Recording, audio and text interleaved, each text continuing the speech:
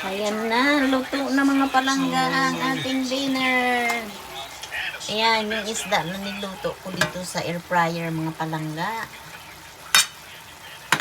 Pampano ito mga palangga, ang taba, oh.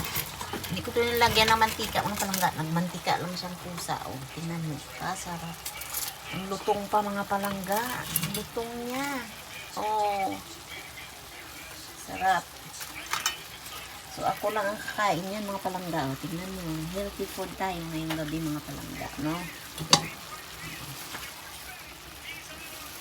Sarap. Healthy food yan, mga palangga. So, ayan na.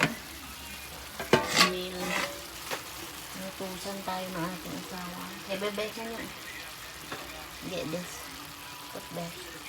So, ayan na, mga palangga. Please na. Ayan na yung isda na niluto ko sa air